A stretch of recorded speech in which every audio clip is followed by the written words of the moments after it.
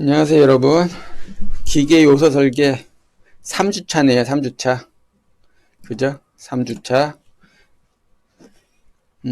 오늘은 목요일이고, 이미 다들 알고 있듯이 연습 문제를 같이 풀어보겠습니다. 연습 문제의 선정 기준은 다시 한번 말씀드리지만, 기계 요소를 설계할 가능성이 있는 곳으로 취업을 하거나 창업을 한 일부의 학생들이 혹시라도 접할 수 있을 만한 그 대상, 그런 업무, 설계 업무, 그럴 가능성이 그나마 높은 문제로 선택을 하고요. 그 문제 하나만 같이 풀어볼 겁니다. 예. 그러니까 이 얘기는 반대로 얘기하면 대부분의 기계과 졸업생들이 기계 요소 설계를 접할 가능성은 상당히 낮다. 하지만 직접 설계하진 않아도 많이들 사용하고 많이들 접하기 때문에 상식선에서는 충분히 알 건 알고 이해할 건 이해해야지 된다. 예, 그 정도 얘기하고 넘어갈게요. 자, 이미 어제 수요일 강의를 통해서 베어링이 시작이 됐는데 오늘은 이 베어링의 연습 문제를 하나 선정을 해서 풀 거고요. 그리고 이 연습 문제를 풀면 여러분들이 과제를 하면서 추가적으로 각자 원하는 공부를 해야지 되는데 그 3주차까지는 일종의 연습 게임이다 생각하고 과제를 제출만 하면, 그러니까는 제가 조건을 내세운 그 범위 내에서 과제를 똑같진 않더라도 100% 만족하진 않더라도 결과가 답이 딱 맞지 않더라도 일단 제출만 하면 대부분은 다 인정해주고, 그리고 문제가 있거나 부족한 부분에 대해서는 코멘트를 달아서 회신을 주고 있잖아요. 그럴 수밖에 없는 이유가 아직 전혀 진행을 못하고 있는 학생들이 좀 있더라고요. 그건 뭐 개인적인 사정들이 다 있겠죠. 그래서 3주차까지는 그 학생들을 기다린다는 취지, 그리고 이제 막 부랴부랴 따라온 학생들에게 너무 과한 대응을 하면 뭐 비대면 강의가 아주 오래전부터 예고되어 있던 이런 상황이 아니기 때문에 너무 냉정하게 진행을 하면 안 되는 그런 생각으로 3주차까지는 다 웬만하면 다 인정합니다. 그리고 아직 3주차까지 그러니까 이번 주까지 진행했음에도 불구하고 과제를 제대로 제출을 못하는 학생들은 제가 개인적으로 쪽지를 한번 보내보고 그래도 안 되면 이메일을 보내보던가 뭐 전화 통화를 해서 상황을 좀 파악을 할게요. 예, 그렇다고 너무 과하게 연락을 할 수도 없기 때문에 연락이 이번 주 지나면 다음 주 되겠죠. 다음 주부터 연락을 했는데 연락이 원활히 잘 안 된다. 그러면 어쩔 수가 없는 걸로, 예. 그 학생들도 이해를 할 것 같아요. 그리고 이 다음 주, 그러니까 이번 과제 말고 다음 과제부터는 제대로 이제 시작이 실전 형태로 진행이 돼야지 되는데 지금 과제를 제출하면 출석에 영향을 준다. 그러니까 출석 체크를 과제로 체크한다. 이 얘기는 다들 알고 있죠. 여기에 추가로 중간고사, 최소한 중간고사까지 영향을 줄 것 같아요. 그렇게 예상이 되고 있거든요. 점점 그게 확신으로 바뀌고 있는데 그러다 보니까는 다음 과제의 결과물, 그 과제의 난이도와 결과물에 대한 완성도를 평가하는 수준이 완전히 달라질 테고요. 그리고 무엇이 잘못됐다, 뭐 더 추가로 내라, 이렇다 저렇다 하는 얘기, 피드백이 지금처럼 진행되지 않을 거예요. 그냥 단순히 제출이 됐다는 확인 메일, 그러니까 수고했습니다 정도의 메일만 갈 테고 추가적인 내용은 없을 테니까 좀 더 공들여서 잘 해야지 돼요. 자, 요 정도까지 하고 다시 한번 얘기지만 과제, 출석, 시험, 중간고사, 최소한 중간고사 그 이상으로 넘어갈 수도 있어요. 기말고사. 어찌됐든 지금 당장 중간고사만 생각해서 과제가 곧 출석이고 시험이다 이렇게 생각해야 된다. 다음부터, 그러니까 4주차부터. 지금 1, 2, 3주차는 웬만하면 다 인정해줘요. 여러분들이 비대면 강의를 잘 참석하고 있다. 그 부분에 대해서 확인하고 비대면 강의를 준비하는 시간을 충분히 제공한다는 취지가 있기 때문에 대부분 인정합니다. 자, 그러면 오늘 베어링 설계 문제는 연습 문제 7.8번인데 7장의 8번이죠. 어제도 단순한 내용 없음, 내용무에 출석 체크용 이메일을 보내라 그게 아니고 베어링의 형식에 대해서 공부하는 과제를 냈기 때문에 오늘은 문제를 아주 심플한 걸로 하고요. 베어링은 사실 심플하지 않은 문제를 굳이 그럴 대상이 아니기 때문에, 예.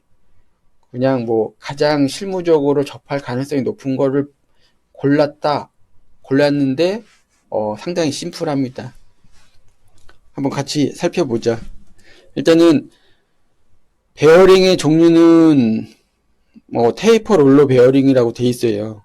그리고 그 베어링의 형식에 대해서 좀 살펴본 사람들은 알겠지만 이렇게 기호나 숫자로 정의가 내려져 있죠. 아예 그냥 정해져 있어요. 그러니까 어느 나라에 가서도 이 베어링을 찾으면 똑같은 베어링이다.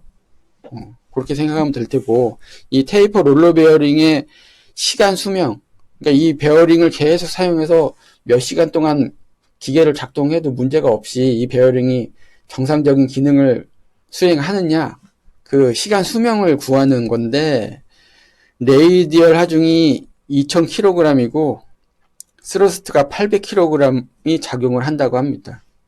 그러니까는 축이 이렇게 돼 있으면 이쪽 방향으로 2000kg, 그리고 옆방향으로 이 방향이든 이 방향이 더 현실적이겠네요.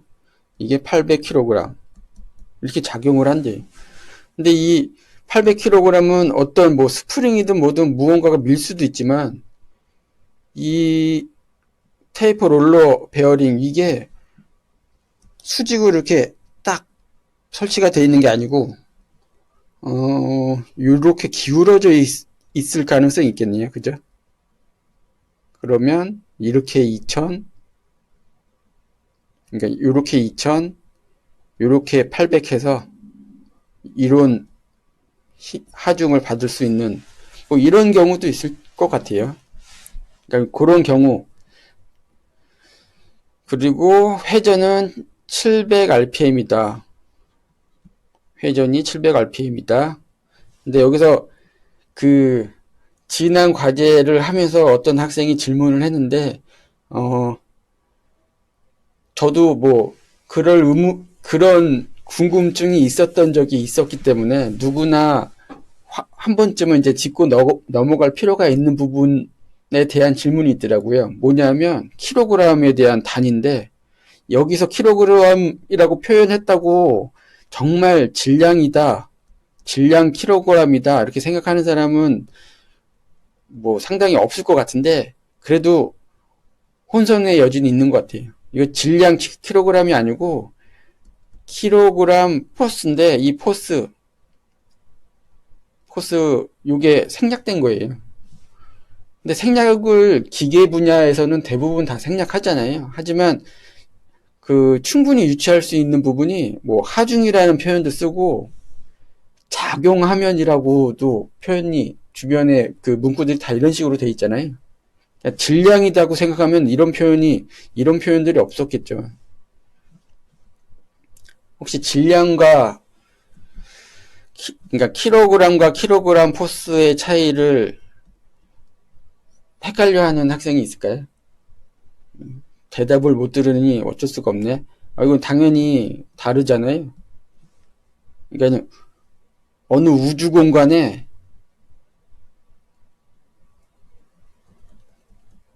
질량, 그러니까는 물질의 양이 요 정도인 게 우주공간에 나가 있을 때랑, 이 우주공간에 있을 때랑 지구에 있을 때랑 다른 거잖아요. 지구 위에 있다 그럼 지구의 중력과 속도가 9.8 메타 퍼 세컨드인데 중력의 영향을 받기 때문에 얘가 가지고 있는 받아들이는 힘, 얘로 인한 발생하는 힘이 다른 거 아니에요.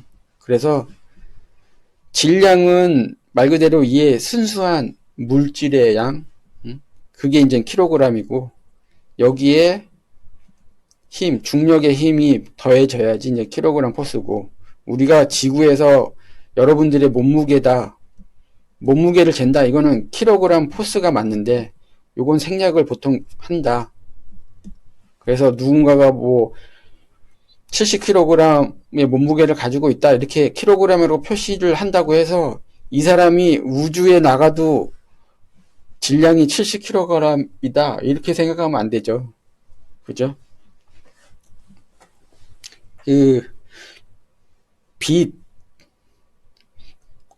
그러니까 빛이라 하면 아인슈타인이 그랬잖아요.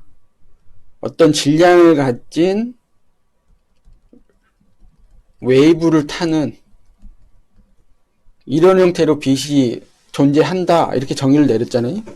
뭐 나름대로의 뭐 실험을 해서 그냥 이렇게 얘기했는데 어쨌든 빛에도 질량이라는 게 있어요. 요 질량은 화학 배웠잖아요. 화학에 보면 원소 기호들이 쭉 있잖아요.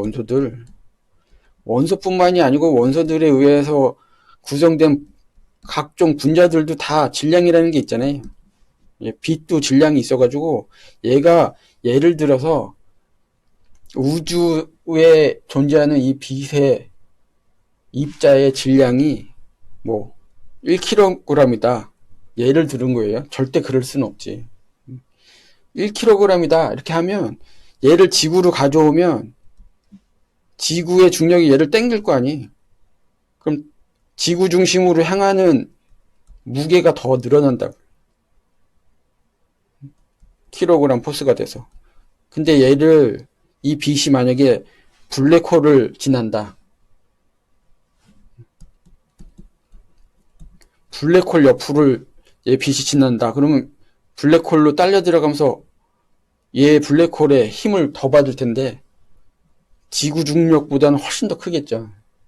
그럼 얘는 지구에서 느껴지는 그런 에너지보다는 훨씬 더 큰 에너지를 받게 되고 뭐 큰 변화가 생기긴 하겠죠. 뭐 어찌됐든 중요한 건 이제 킬로그램과 킬로그램 포스는 다른데 문제 기계 요소 설계 기계과에서 다루는 이런 단위 킬로그램이라고 표시는 하지만 여기 F가 생략됐다. 그거는 뭐 상식적으로 다들 알고 있을 거예요. 쓸데없는 얘기했네. 자, 넘어갈게요. 본격적으로 문제를 풀어봅시다. 일단 풀이 과정은 이렇게 돼 있어요. 그러니까 뭐 무슨 표를 보래. 표에 나와 있는 거에 뭐 XY가 갑자기 등장하더니 등가 하중이 뭐 이렇게 이 수식에 의해서 이렇게 계산되고 해가지고 결국은 결과값은 몇 시간이다. 이렇게 구해진다. 상당히 심플하잖아요. 뭐 그냥 몇 가지만 체크하면 문제없이 다들 이해하고 풀 수 있을 것 같아요. 자, 그러면 표 7.10 앞에서 7.1이라고 잘못 얘기했나? 7.10이에요. 7.10부터 이제 천천히 찾아보죠. 7.10 7.10을 여러분들이 직접 찾을 필요는 없어요. 7.10은 개수 x, y에 대한 그런 표인데 저만 찾아볼게요. 개수 x, y라면 x는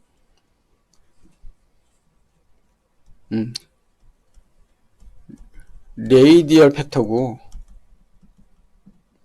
그러니까 레이디얼 계수고 y는 스러스트 팩터거든요. 이 두 개를 정리해 놓은 표가 바로 표 7.10이에요. 이 표는 이미 사람들이 실험을 통해서 다 찾아놓은 거예요. 앞전에도 얘기하지만 기계 요소 설계는 뭔가 이론적으로 막 하나하나 계산해서 딱 계산돼서 나온 결과가 현실에서도 그러한 형태로 작용하겠지, 이런 느낌으로 다 정리가 돼 있지만, 대부분 솔직히 뭐 전부라고 해도 크게 과언은 아니긴 한데, 어찌됐든 대부분은 다 실험적인 그런 경험에 대한 요약서, 이렇게 생각해야지 되거든요. 그러니까 사람들이 수도 없이 많이 그냥 테스트를 해가지고 정리를 해놨어. 그래서 이 표 7.10 또한 그런 결과물이고, 그 결과물에서 얻을 수 있는 거는 이게 잘못되어 있는데, x가 이게 0.4예요. 이 테이블에 가서, 표에 가서 FR과 FA, 그러니까는 그 레이디얼의 F 힘, 그죠? 이거 좀 다시 쓸까, 여기다가? FR, 레이디얼 방향의 하중, FA는 스러스트에 대한 하중. 이게 R을 레이디얼로 R 했으면 스러스트 T를 여기다가 쓰면 좋은데, 여기는 특이하게 A라고 했어. 뭐 어찌됐든 뭐 이유가 다 있죠. FT가 다른 데서 사용되고 있어서. 어찌됐든 FR분의 FA의 B 계산하면, 문제가 지금 위에가 800이고 아래가 2000이잖아요. 앞에 문제에 그렇게 돼 있죠. 이거 계산하면 0.4 나오니까, 0.4가 테이블에 보면 0.34보다 크다, 뭐 이런 조건들이 다 설명이 돼 있어요. 그래서 얻어진 값, 그 테이블에서 최종적으로 찾을 수 있는 값은 x는 0.4, y, 대문자 y는 1.75다.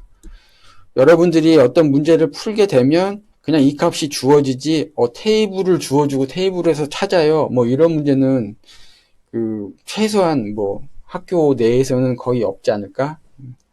이거 찾는 거 자체는 뭐 누구나 찾을 수 있는 거니까, 이 값을 그냥 나중에 뭐 시험을 보든 어쩌든 다 주어질 테고, 이게 이거구나, 여기까지만 그냥 알고 있으면 될 것 같아요.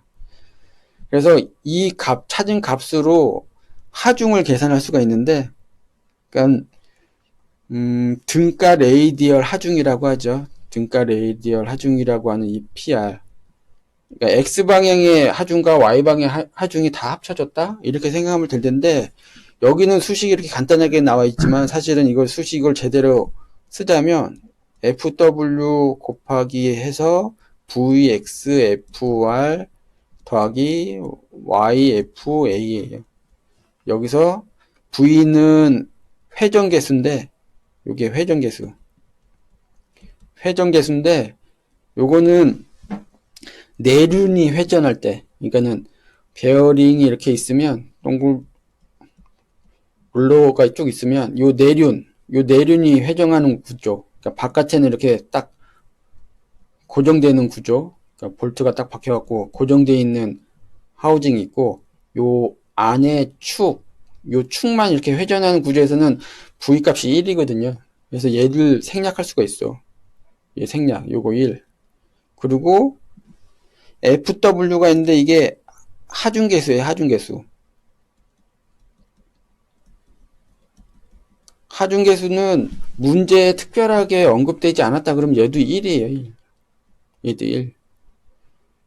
그러니까 보통 이제 저속, 그러니까 속도가 좀, 그러니까 진동에 의한 특별한 막 진동이 심하고 막 과격한 모션을 하는 그런 장비가 아니라면, 얘는 그냥 1로 계산을 하고 당연히 이제 생략되는 거죠. 뭐.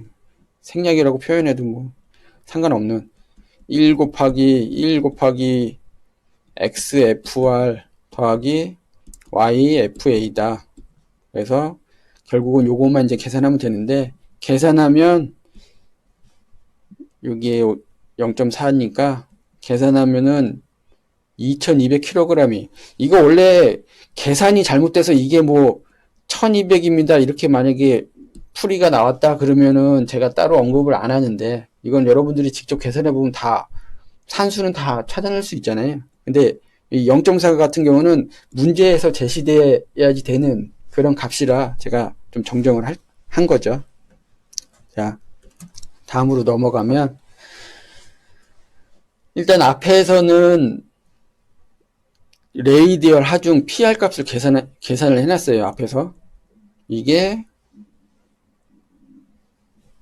2200kg이라고 이제 계산을 해놨고 앞에서 지금 여기서는 회전 수명에 대해서 이제 계산을 할 텐데 이 계산식이나 계산 내용 이런 상수값들 이런 것들은 표 7.6을 좀 찾아보면 돼요. 표 7.6 또한 다 이제 뭐 계산이 실험적으로 다 찾아놓은 그런 결과물들이 쭉 있는데 구름 베어링이 부하 용량에 대해서 정리되어 있는 표거든요.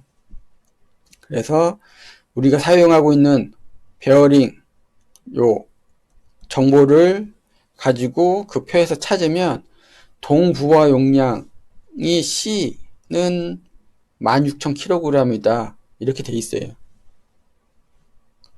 그리고 회전 수명 L값 여기서는 회전 수명이라는 표현이 되어 있지만 이게 원래는 계산 수명이라고 하거든요. 계산 수명. 그러니까 계산에 의해서 우리가 찾을 수 있는 수명 L값이 있는데 L값은 하중분의 이제 C 그리고 여기에 R값이 있고 이 값이 이제 단위가 기본적으로 10의 6승 회전 이렇게 되죠. 요 사이를 보통 이렇게 띄더라고요. 왜냐하면 여기에 10의 6승을 곱해서 이렇게 무조건 가는 게 아니고 10의 6승이라는 게 L의 단위를 좀 명확하게 L의 단위 쪽에 붙는 값이거든요. 그러니까는 L 값이 어디 가서 1이다 하면 사실은 이거는 10의 6승 회전이다. 10의 6승이면 몇이에요? 10의 6승 6개 하나 둘 셋 하나 둘 셋 회전 그러면은 100만 번이네. L이 1입니다. 얘기하면 100만 번 회전한다는 그런 의미예요. 예. 그래서 책이나 자료나 어딘가 이렇게 보다 보면 이렇게 띄워놓은 경우가 좀 종종 있는데 어찌됐든 계산 수명을 보조하는 남다른 의미가 있는 값이다. 이렇게 생각하면 될 것 같네. 그죠? 자, 결국은 뭐 수식에서 이제 곱하기고 PR은 우리가 계산한 것처럼 2200 여기 들어갔고 C값 16,000 들어갔고 R값이 있는데 R값이 3의 10승이네. 3의 10승 이건 어디서 나온 거냐? 그게 궁금하죠. 예. 보통 이것도 또 당연히 피로 실험 결과로부터 나왔어요. 이 모든 것이 다 그냥 실험적으로 얻어진 것들이 대부분이다. 뭐 그거는 뭐 변함이 없는데 베어링이 볼 타입이다. 그러면 이게 3이에요. 볼 타입일 때는 R이 3. 근데 롤러 타입이다. 그러면 3분의 12. 정해져 있어. 어찌 보면 이런 것도 다 대면 강의가 정상적으로 되고 중간고사 시험을 봤다. 그러면 이런 값들 다 주어줄 거예요. 제가 만약에 문제를 낸다면 이런 것들은 다 주어줄 거예요. 그리고 계산했더니 745.3 10의 6승 회전이다. 이렇게 계산이 된 거죠. 그래서 최종적으로 구름 베어링의 수명 시간을 계산을 할 텐데 7.6 구름 베어링의 부하 용량에 대한 얘기가 좀 나오고 그리고 수식이 이렇게 좀 나와요. 그럼 7.6 한번 볼까? 제가 한번 볼게요.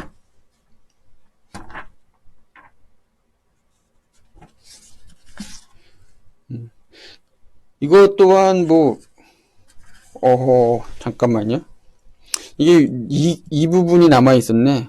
이거는 앞에서 얘기 나온 건데 제가 정리를 잘못했나 봐요. 이건 삭제. 앞에서 언급된 거고, 지금 이 부분은 마지막 풀이에서 중요한 건 이 수식이 원래는 수식의 형태가 회전 가능한 L 값이 60 곱하기 N 곱하기 LH다. 요 수식이 기본 수식이거든요. 이건 뭐 당연히 회전 속도고 RPM. 이건 그냥 곱해져요. 그리고 정격 수명 시간. 그러니까 제대로 된 정격 수명 시간 LH로 이제는 정리를 했더니 이렇게 된 거죠. 그래서 회전 RPM이 700, L 값은 앞에서 계산한 거. 그래서 나왔더니 이렇게다. 여기서 보면은 10의 육수 이렇게 따라다니잖아. 이거를 만약에 무시하고 막 하면 엉뚱한 값 나오거든요. 어찌됐든 이렇게 감안하면 17,745시간 동안 이 베어링을 700 RPM의 범위 그 조건을 유지하면서 하중 2개를 버티면서 안전하게 사용할 수 있다. 간단하죠, 문제가. 자, 이제 과제, 마지막 과제인데 수요일날 과제도 있기 때문에 목요일날 과제는 심플하고 문제 또한 심플해요. 그리고 그 앞에서 얘기했듯이 정상적으로 제대로 된 본 게임, 진짜 과제, 그 과제로 인해서 시험 성적에 영향을 받을 만한 그런 그 과제는 다음 주 4주차부터 진행이 될 테고요. 지금까지는 그냥 연습한다. 우리 이 비대면 강의 시스템을 이해하고 익숙하게 좀 연습을 한다는 느낌으로 과제를 내기 때문에 정말 이번에도 간단한데 회전 속도가 0부터 10단위로 13,000rpm까지 변화를 주세요. 그러니까 앞에 문제에서는 700rpm으로 고정적인 그런 상태였는데 rpm의 변화를 줬을 때 시간 수명을 그래프로 그리는 거죠. 이거 X축, Y축을 거꾸로 제출하는 학생들이 은근히 많고 공교롭게 그 그래프들의 형태는 너무 똑같더라고요. 어찌됐든 뭐 지금까지 괜찮아요. 3주차까지는 괜찮아. 다 이해하고 다 인정해줘요. 어찌됐든 이게 RPM X축의 변화에 따라서 Y축 시간 수명 이 변화가 이렇게 쭉 생기겠죠. 뭐 수식이 단순하니까 뭐 당연히 뭐 어떻게 나오겠는데 간단한 이런 거를 굳이 엑셀로 또는 코딩해서 뭐하러 그려보라고 하십니까? 이런 의문이 생길 수도 있을 것 같아요. 이거를 제대로 컴퓨터를 활용해서 데이터 형태, 그래프 형태를 살펴보는 것까지 만약에 한다 그러면 수식이나 코딩하는 양이 좀 많아지거든요.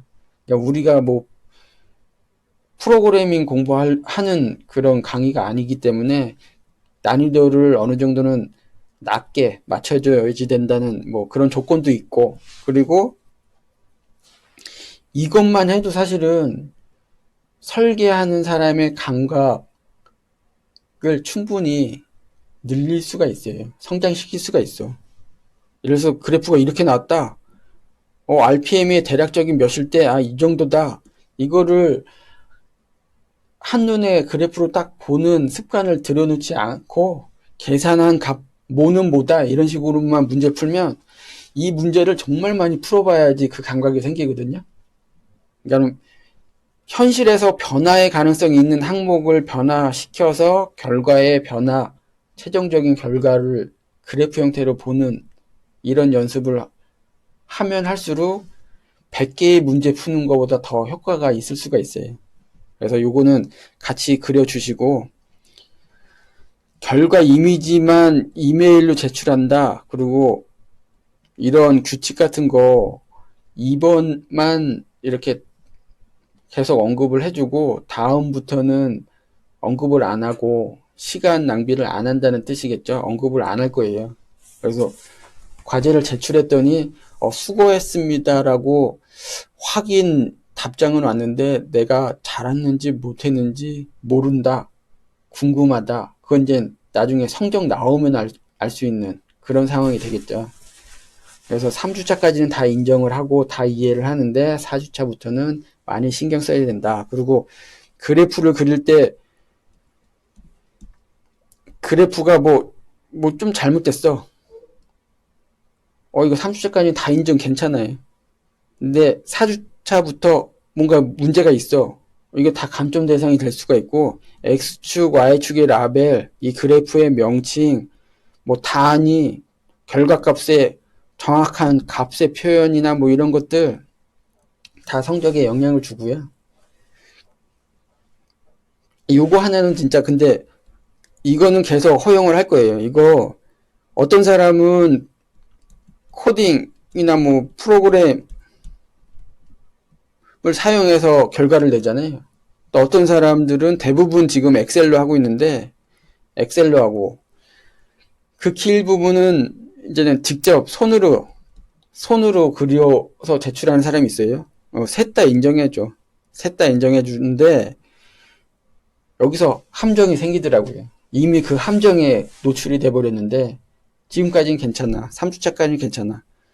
함정이 뭐냐면 프로그램과 손으로 하는 거는 거의 그런 일이 없는 것 같은데 엑셀로 하는 경우는 어떤 사람이 잘 만들면 그거를 여러 사람한테 이렇게 공유를 하는 것 같아요.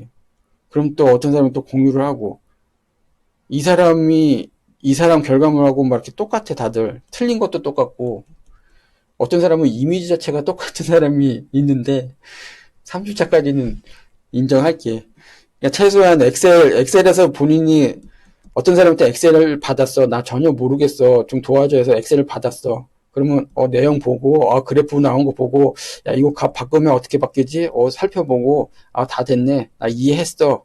요거 캡처해가지고 제출하면 그나마 괜찮은데 이 이미지를 받아가지고요 그대로 그냥 저한테 이렇게 이메일을 토스하는 사람이 있는데 요 4주차부터는 이러면 안 돼요.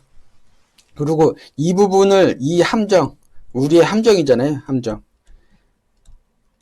비대면이 일회성 이벤트처럼 뭐 한 2주 3주 됐다가 끝난다 그러면은 뭐 아무 일 없이 그냥 지나갈 이 함정인데 비대면 강의가 계속 연장되고 시험 성적에 영향을 주는 상황이 된다 그러면 이 함정은 우리가 어떻게 해서든 피해 나가야지 되거든요.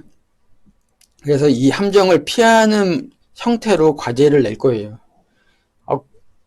귀찮은데 번거로운데 굳이 이렇게까지 할 필요 있나 하는 부분이 추가가 되고 그 추가된 것으로 이제 함정을 우리 모두 탈출하는 거죠. 함정에 빠지지 않고. 네.